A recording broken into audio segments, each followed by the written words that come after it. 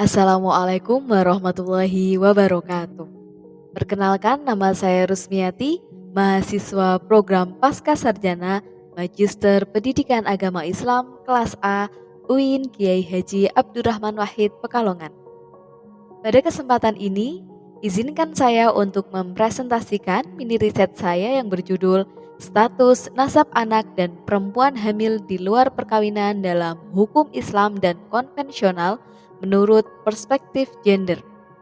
Mini riset ini merupakan tugas ujian akhir semester mata kuliah Studi Islam Integratif yang diampu oleh Profesor Dr. Haji Imam Hanafi MAG. Poin bahasan pada mini riset saya ada 4, yaitu pendahuluan, metode, pembahasan, dan yang terakhir adalah penutup atau kesimpulan. Sebelum saya memulai presentasi, terlebih dahulu kita simak gambar-gambar yang ada di slide berikut ini. Gambar-gambar ini menunjukkan sebab dan akibat dari perbuatan seks. Secara umum, perbuatan seks dibagi menjadi 2, yaitu seks pasca nikah dan seks di luar nikah. Seks pasca nikah itu merupakan perbuatan hubungan seks yang dilakukan oleh sepasang suami istri yang sah. Hubungan seks pasca nikah terjadi berdasarkan suka sama suka. Sedangkan hubungan seks di luar nikah dapat terjadi dikarenakan beberapa hal. Yang pertama, karena suka sama suka juga, tetapi bedanya adalah hubungan seks ini dilakukan oleh orang atau pasangan yang belum menjadi suami istri yang sah. Misalnya, muda-mudi yang berpacaran dan pasangan yang berselingkuh. Yang kedua, hubungan seks di luar nikah dapat terjadi karena paksaan. Misalnya, seperti tindakan pemerkosaan atau ruda paksa. Dan yang ketiga, terjadi karena salah satu pihak menginginkan dan pihak yang lain tidak merasa dirugikan karena mendapatkan imbalan tertentu, misalnya perbuatan seks yang dilakukan oleh orang yang memiliki kelainan seksual dengan sukarela melakukan hubungan seks dengan siapapun atau dilakukan oleh pekerja seks komersial. Seperti pada gambar 1A, terlihat sepasang pengantin baru yang berbahagia. Sedangkan pada gambar 1B, terlihat sepasang muda-mudi yang sedang digerebek oleh polisi di suatu tempat penginapan. Berikutnya pada gambar 2A, dapat kita lihat gambar tersebut wanita hamil yang berbahagia. Dan sebaliknya pada gambar 2B terlihat ada wanita hamil yang sedang menangis atau stres. Perlu diketahui bahwa wanita yang sedang hamil memiliki jiwa atau kondisi psikis yang sangat labil atau mudah berubah-ubah. Oleh sebab itu, wanita yang sedang mengandung memerlukan pendampingan ekstra dari pasangannya, atau dalam kata lain, wanita yang sedang hamil membutuhkan perhatian yang lebih atau pendampingan yang lebih oleh pasangannya. Karena jika wanita yang sedang hamil tidak mendapatkan pendampingan, wanita tersebut berpotensi besar dilanda depresi, bahkan hingga melakukan tindakan-tindakan terlarang seperti aborsi hingga kegiatan atau sesuatu yang merugikan dirinya, misal nih, bunuh diri. Hal ini dapat terjadi kepada wanita yang hamil di luar nikah. Adapun jika wanita tersebut tetap mempertahankan bayinya hingga melahirkan, maka anak yang dilahirkannya akan berpotensi besar untuk ditelantarkan, dibuang, seperti pada gambar 3B atau bahkan bisa saja dibunuh. Berbeda dengan gambar 3B, pada gambar 3A, anak yang terlahir dari orang tua yang hamil pasca nikah, anak ini mendapatkan kasih sayang yang utuh dari kedua orang tuanya, bahkan dinanti-nantikan kelahirannya. Pada gambar 4A, terlihat anak yang terawat dengan baik. Anak ini merupakan anak terlahir dari hubungan seks pasca nikah. Sedangkan anak yang terlahir dari hubungan seks di luar nikah dapat kita lihat seperti pada gambar 4B. Lalu, setelah melihat gambar-gambar tadi, apakah sahabat-sahabat merasakan hal-hal yang mestinya banyak sekali ya yang dirasakan ya? Gimana? Sedih, senang, marah, atau kecewa? Dilihat dari realitanya tadi, wanita dan anak hasil hubungan seks di luar nikah yang selalu menjadi korban. Setelah melihat realitanya, maukah sahabat semua melakukan hubungan seks di luar nikah? Jangan sampai ya, karena manusia merupakan hamba Allah Subhanahu wa taala yang diciptakan untuk menjadi khalifah di bumi sekaligus sebagai makhluk sosial yang memiliki berbagai kebutuhan dan tujuan dalam hidupnya. Allah Subhanahu wa taala berfirman dalam Quran surah Al-Mu'minun ayat 5 yang berbunyi walladzina hum li furujihim hafizun, yang artinya dan orang-orang yang menjaga kemaluannya dari hal-hal yang diharamkan. Semoga kita dan keluarga dijauhkan dari segala perbuatan yang dilarang oleh Allah Subhanahu wa taala. Amin ya rabbal alamin. Dalam mengerjakan mini riset ini, saya menggunakan metode penelitian kepustakaan atau biasanya sahabat semua sebut dengan library research. Penelitian ini merupakan penelitian kualitatif dalam bentuk penelitian hukum normatif. Pendekatan yang akan dilakukan dalam penelitian ini adalah menurut hukum dan menggunakan sudut pandang perspektif gender. Selanjutnya, kita memasuki poin inti, yaitu poin diskusi atau pembahasan. Kalau sahabat semua tahu, pernikahan atau zawaj disepakati oleh para ahli fikih atau fuqaha menurut terminologinya yaitu diperbolehkannya persetubuhan antara laki-laki dan perempuan. Dalam pernikahan ada istilah yang disebut akad. Menurut Abu Zahra, akad adalah kegiatan yang menghalalkan hubungan antara laki-laki dan perempuan, baik yang berkaitan dengan hak dan kewajiban di antara keduanya.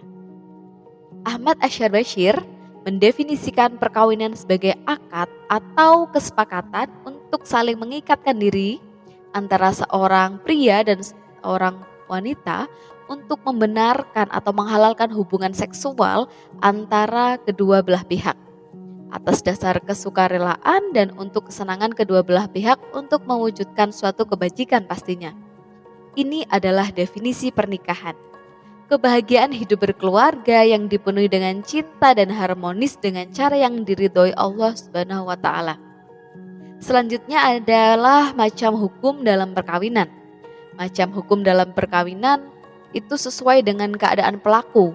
Pada dasarnya juga dapat mengubah undang-undang perkawinan.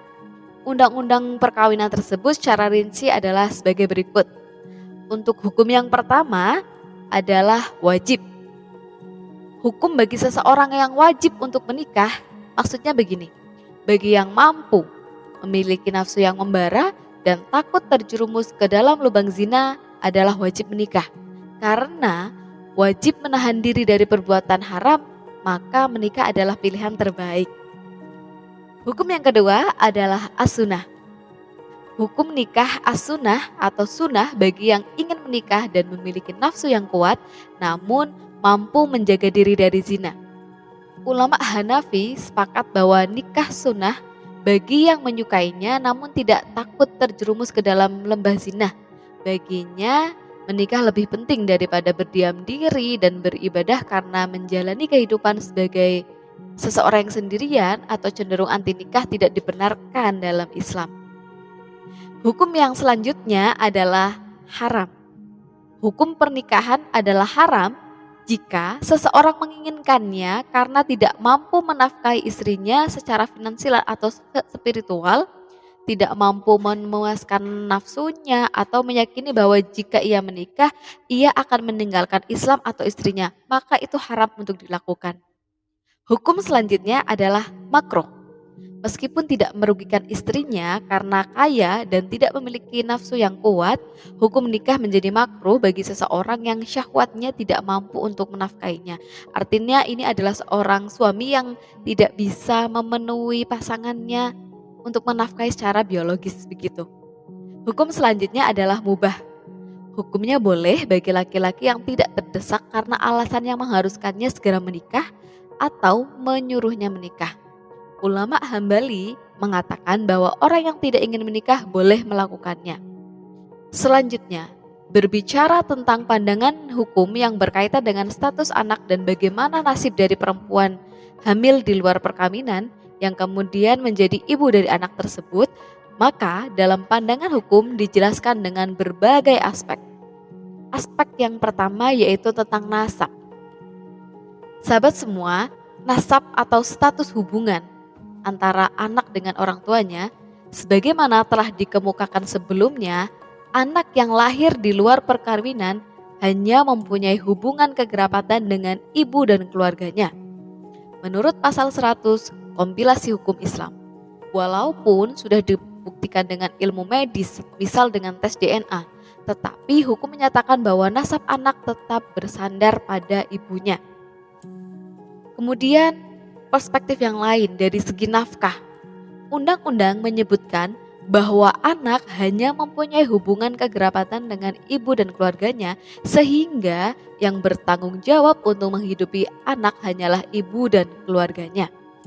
Padahal secara biologis, anak tersebut adalah anak yang berasal dari sperma atau gen dari bapak kandung. Tetapi bapak kandung tidak diwajibkan secara hukum untuk menghidupi anaknya tersebut, sebagaimana dinyatakan dalam pasal 100 kompilasi hukum Islam tadi. Selanjutnya yaitu berkaitan dengan hak waris.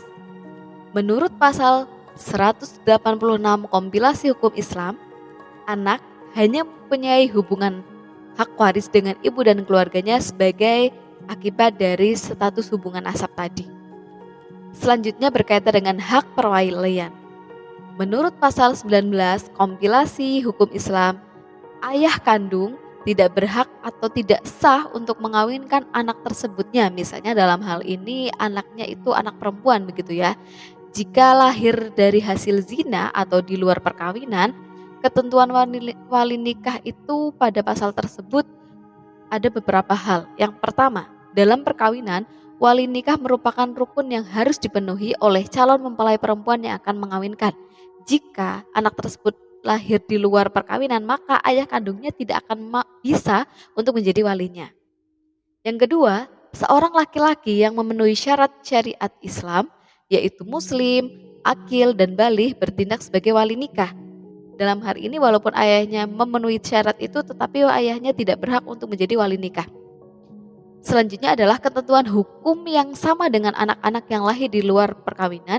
Di samping status hukum, semua anak yang lahir di luar perkawinan yang sah sebagaimana disebutkan selanjutnya. Oke, selanjutnya berbicara tentang pandangan Islam terhadap konsep gender, bahwa berbagai prinsip keadilan gender dalam Islam yaitu 1. Sama-sama sebagai hamba Allah Subhanahu wa taala. Baik laki-laki maupun perempuan merupakan hamba Allah Subhanahu wa taala. Hal tersebut termaktub dalam Quran surat Az-Zariyah ayat 56. Yang kedua adalah sama-sama sebagai khalifah di bumi.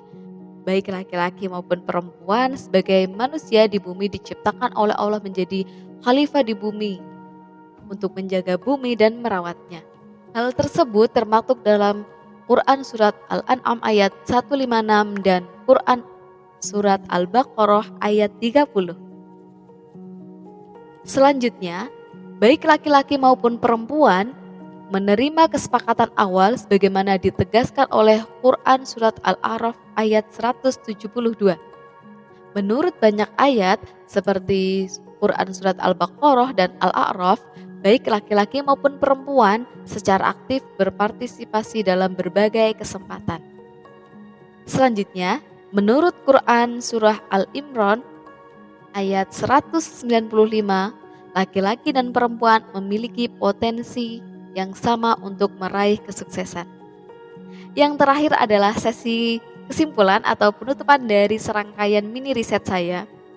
Dalam presentasi mini riset saya, bahwa jika dilihat dari perspektif gender, status nasab anak dan perempuan hamil di luar nikah dalam hukum, baik hukum Islam maupun hukum produk negara atau hukum konvensional begitu ya, yang tertuang dalam Undang-Undang Nomor 1 Tahun 1974 bahwa keduanya itu bisa dikatakan tidak responsif gender karena perempuan dan anak menjadi korban.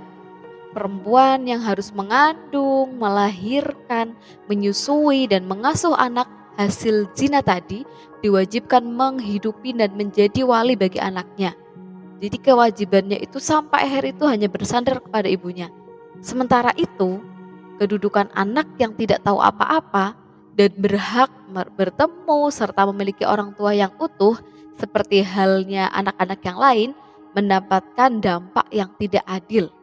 Bahkan ketika status walinya, ketika dewasa nanti jika itu perempuan, itu tidak bergantung pada ayahnya dan tidak berhak atas apapun dari ayahnya termasuk warisan dari ayah kandungnya. Dalam hal ini, anak yang lahir di luar nikah dan perempuan hamil sangat dirugikan. Padahal laki-laki juga berperan besar di dalamnya. Baik sahabat semua, demikian yang bisa saya sampaikan. Semoga bisa membawa manfaat bagi kita semua dan semoga kita semua senantiasa diberikan keberkahan dalam belajar serta kemudahan dalam segala aktivitas kita. Amin. Saya mohon maaf atas segala kekurangan. Kita tutup presentasi kita dengan sebuah pantun. Ada ikan di bawah Bu Asih. Cukup sekian dan terima kasih. Wallahul muwaffiq ila aqwamit thoriq. Wassalamualaikum warahmatullahi wabarakatuh.